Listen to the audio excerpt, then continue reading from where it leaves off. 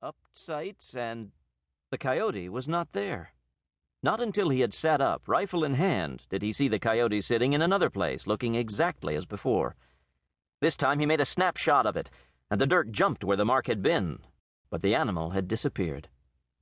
Jed was not surprised. It had happened before.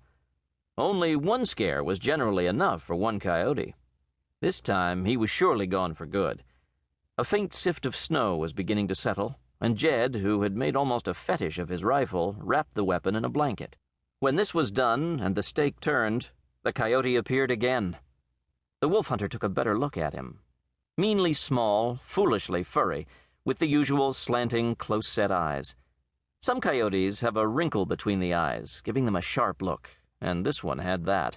The frown gave that tongue-lolling laughter a peculiarly personal, irritating turn. Jed's lips formed unfriendly names. There was still plenty of light. Long hours formed no part of Jed's resume. With deliberate motions, he unwrapped his rifle. When he looked up again and found, as he had expected, that the beast was gone, he sat down to wait the coyote out.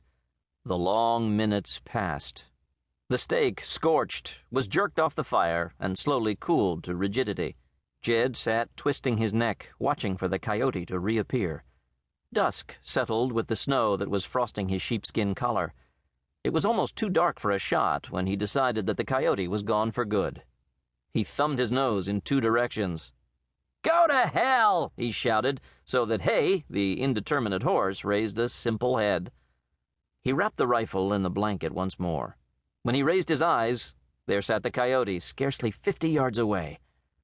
That night the grinners stole his beef.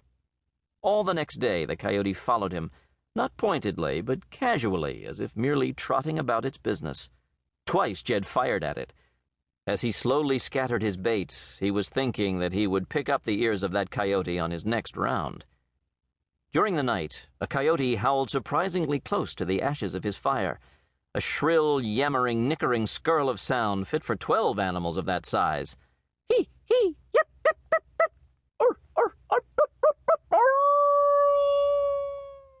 dying away at last in a mournful dree.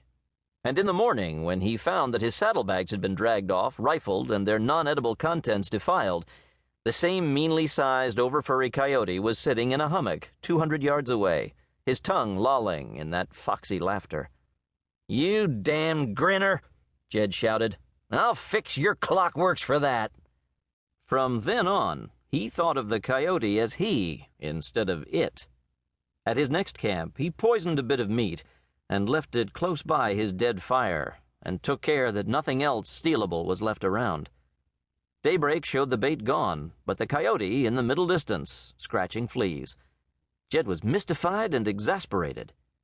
"Oh, you copper-lined son of a gun!" he yelled at the animal. He thought that by some slip he had failed to poison the bait. At the next opportunity, he slit a good-sized hunk of wolf haunch and loaded into it enough poison to stretch out half the wolves on the open range. When in the morning the bait was gone and the grinners still on deck, he took advantage of a light snowfall to trace the imprinted diagram of the coyote's theft.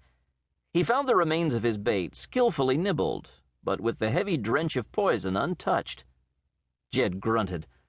3 times more that day he tried to bring the coyote down by rifle.